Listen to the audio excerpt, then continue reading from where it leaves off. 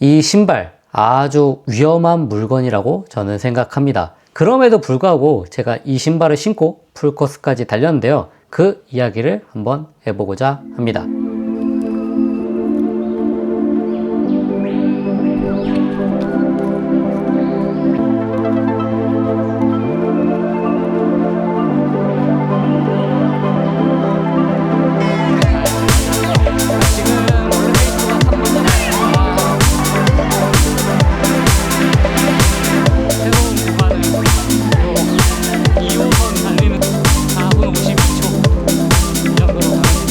네, 안녕하십니까. 러너인바입니다. 저는 매달 700km에 가까운 거리를 달리면서 매일매일 그리고 2시간 정도를 달리면서 여러분들에게 정보를 드리고 있는 러너입니다.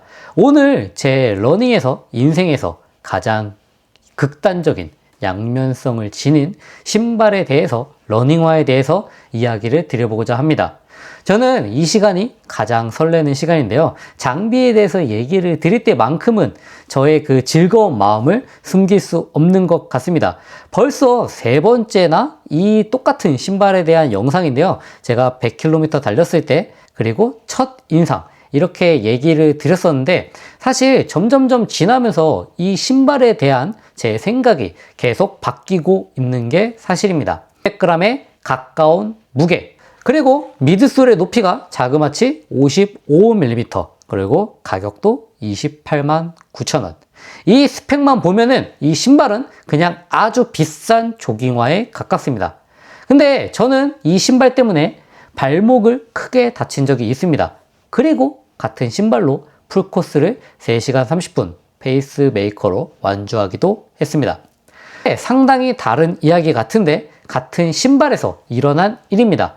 발목이 삐었던 상황, 그럼에도 불구하고 제가 풀코스를 나갔던 신발, 오늘 그 이유에 대해서 300km 이상을 신어본 사람으로서 관점에서 아주 솔직하게 얘기를 드려보고자 합니다. 바로 시작하겠습니다.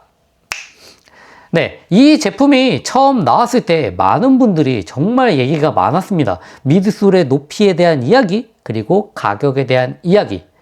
그치만 제가 지금 갖고 있는 컬러, 제가 가지고 있는 이 컬러, 그리고 그 후에 나온 컬러, 그리고 최근에 나왔던 그 검은색의 형광 초록색이 들어간 그 컬러까지 사실상 나오기만 했다면은 바로 품절되기 일수인데요.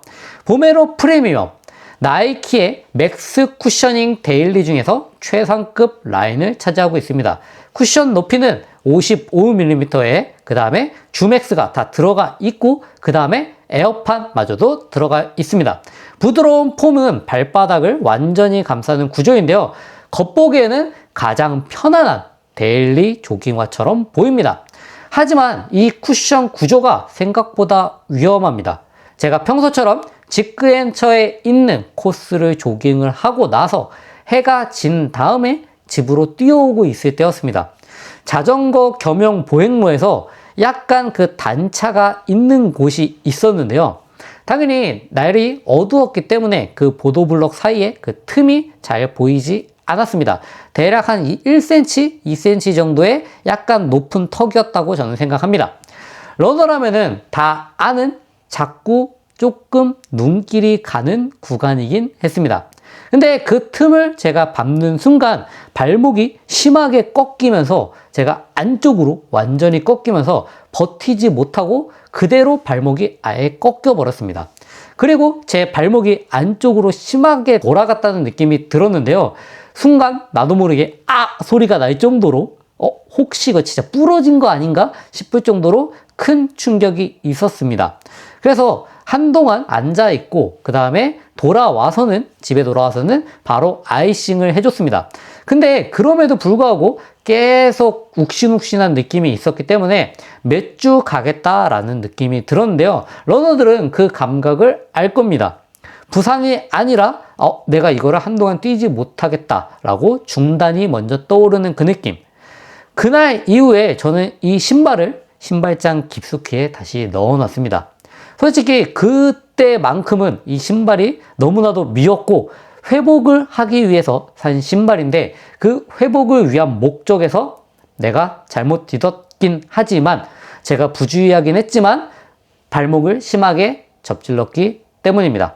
저는 부상을 회복하는 동안에는 저는 더 단단한 신발들만 신었는데요. 안정화, 그리고 어느 정도 낮은 쿠션, 그리고 단단한 반발, 그런 신발들 위주로 신었습니다. 왜냐하면 이 푹신푹신한 게 결국에는 내 발목을 지켜주지 못했다고 생각하기 때문에요.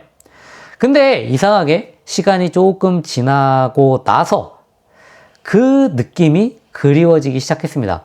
발바닥 아래를 푹 잠궈주는 그 쿠션, 그리고 내리막에서 충격을 거의 지워버리던 그 느낌. 그거는 다른 신발에서는 조금 느낄 수 없는 감각이라고 생각을 하는데요. 비슷한 느낌은 있어도 정확하게 그 느낌은 아니라고 생각이 들었습니다. 그래서 제가 조금의 기준을 가지고 다시 조금 신어보기 시작했습니다. 되도록이면 마른 날, 그리고 깨끗한 아스팔트, 그리고 노면이 평평할 때, 그리고 주의를 집중하면서 뛰기. 사실 이게 편안한 조깅화로서는 앞뒤가 안 맞는 이야기이긴 합니다. 그럼에도 불구하고 그 느낌이 그리웠기 때문에 다시 뛰었는데요. 천천히 뛰기 시작했고 1km를 그 신발을 신고 다시 뛰었을 때 바로 느꼈습니다. 아, 바로 내가 원했던 게 이 느낌이다. 문제는 신발이 아니라고 저는 생각이 들었습니다. 이 신발을 어디서 신느냐가 저는 중요한 문제라고 생각합니다. 보메로 프리미엄은 애초에 오프로드용 신발은 당연히 아닐 겁니다. 이거는 포장된, 그리고 잘 정돈된 도로에서 내가 내 발을 편안하게 보호해 주기 위한 신발이라고 생각해 들었습니다. 이걸 알게 되었을 때 이 신발에 대한 제 시각이 바뀌기 시작했고 그 뒤로도 꾸준히 신어 주었습니다. 부상이 거의 다 회복될 무렵 저는 JTBC 마라톤 3시간 30분 페이스메이커를 앞두고 있었습니다.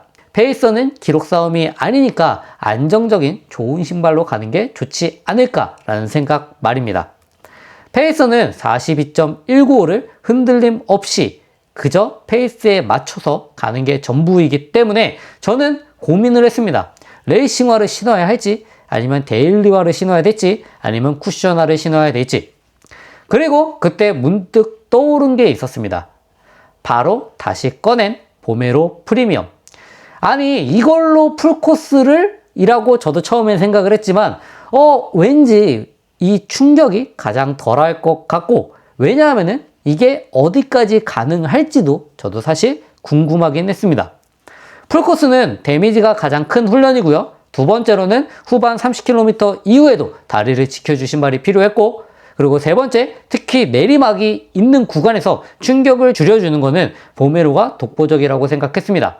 그리고 네 번째, 속도가 아닌 지속성과 페이스 유지가 핵심이기 때문에 큰 무리가 안 될 거라고 생각했습니다. 그래서 결심했습니다. 보메로 프리미엄을 신고 3시간 30분 프로젝트를 하기로. 결론만 말하자면은 이 신발은 제가 그날 영상에서도 남겼지만, 그날 스토리로도 올렸지만 무거운 알파플라이 같은 느낌이 들었습니다. 앞으로 튀어나가는 탄력은 당연히 탄성은 알파3보다는 덜하지만 롤링이 부드럽고 충격은 훨씬 적게 들어왔습니다. 그리고 특히 후반 30에서 40km에서 큰 차이가 났습니다. 저는 알파플라이 3를 정말 자주 신는 편인데 마지막에 한 30이 넘어가면서부터 약간 그 발등을 옥죄는 느낌이 있는데 보통 이때부터 발바닥이 조금 아프기 시작하는데 그게 거의 없었습니다. 초중반은 확실히 둔한 느낌이 들었지만 후반은 그냥 계속 가게 해주는 감각이 느껴졌습니다. 그냥 그지만 이거는 단순히 제 체감이었습니다. 그리고 그 다음 날도 더 뛸 수 있을 것 같은 느낌마저도 들었습니다. 자, 300km에 가까운 거리를 달리면서 제가 이 신발에 대해서 장점과 단점을 더 명확하게 알 수 있었습니다. 장점 첫 번째, 내리막 충격 제거 능력은 정말 클래스가 다르다. 이거는 말 그대로 제가 집 근처에 있는 언덕 뛸 때 자주 신는데 무릎에 보험을 들어주는 것처럼 정말 안정적인 것이 가능합니다. 그리고 장점 두 번째, 피로가 누적된 날, 다음날 신기에 최고의 신발. 전날 25km를 뛰고 다음날 또 뛰어야 한다면 저는 주저없이 보메로 프리미엄을 신을 것 같습니다. 장점 세 번째, 300km가 지났지만 쿠션감이 거의 유지된다는 점입니다. 주맥스 폼이 조금 빨리 죽는다는 얘기가 많지만 그럼에도 불구하고 에어가 잘 들어가 있기 때문에 제 체감상 지금 아직은 이 폼의 반발력에 저하는 없다고 생각이 듭니다. 다만 단점도 정말 명확합니다. 단점 첫 번째, 안정성이 떨어지는 건 아니지만 불안정한 노면에서는 위험하다는 생각이 들었습니다. 이거는 정말 제가 달리면서 느꼈던 사실인데요. 저도 여기서 발목이 큰 부상을 당했습니다. 두 번째, 비가 온다면 역대급 모래 주머니가 될 것입니다. 쿠션이 물을 먹는 순간 무게가 늘어나는 것은 엄청납니다. 그렇기 때문에 비 오는 날에는 절대 추천하지 않습니다. 단점 세 번째, 속도 훈련에는 맞지 않습니다. 4분 초반 혹은 이하 페이스에서는 정말 둔한 느낌이 들었고요. 이 신발 자체가 속력을 내는 게 목적이 아닙니다. 결론을 얘기 드려보도록 하겠습니다. 보메로 프리미엄이 잘 맞는 사람은 주당 60에서 100km 가까이를 달리고 마라톤을 준비하면서 내리막이 있는 코스도 자주 뛰고 피로 누적이 심한 체질, 다음날 또 뛰어야 하는 러너에게 저는 추천합니다. 맞지 않는 사람, 주당 30km 이하를 뛰고요. 비 오는 날 자주 달리고 서브 3나 속도의 중심을 맞춰서 내가 훈련을 하는 신발을 구하고 싶다. 혹은 초보자이다. 아니면 비포장이나 보도블럭을 내가 자주 뛴다. 아마 여기서 이미 결론이 잡히실 겁니다. 이 신발은 모두가 쓰는 조깅화가 아니라 조건을 만족하는 사람에게는 압도적으로 좋은 신발이라고 생각합니다. 보메로 프리미엄은 절대 빠른 신발이 아닙니다. 하지만 저는 300km를 뛰고 난 지금 이 신발을 이렇게 정의합니다. 이 신발은 기록을 올려주는 신발이 아니라 내가 계속 달릴 수 있게 만들어주는 생존형 신발에 가깝다. 러닝은 체력보다 지속성의 싸움이라고 생각합니다. 하루 쉬고 싶은 그 순간, 그래도 나가서 10km를 뛰게 만드는 힘. 그게 누적되고 이어지면 기록이 달라지고 시즌이 이어지고 성장이 이어집니다. 이 신발은 그 연결을 이어주는 연결고리라고 생각합니다. 그래서 저는 앞으로도 이거를 기록을 내기 위한 신발이 아니라 내 러닝을 지켜주는 신발로 계속 신을 것 같습니다. 네, 이상 보메로 프리미엄에 대해서 제 생각을 얘기를 드렸는데요. 물론 지금도 재고가 없어서 아마도 구하기는 힘드실 거라고 생각이 듭니다. 그치만 저도 처음에는 편견을 많이 가지고 이 신발이 정말 궁금해서 접근을 했지만 나름의 목적을 충분히 다할 수 있다고 생각합니다. 제 영상이 도움이 되셨을지 모르겠지만 제가 이 신발에 대해서 한 번 더 이렇게 얘기를 드렸고요. 다음에 또 재밌는 내용, 좋은 영상으로 찾아오도록 하겠습니다. 감사합니다.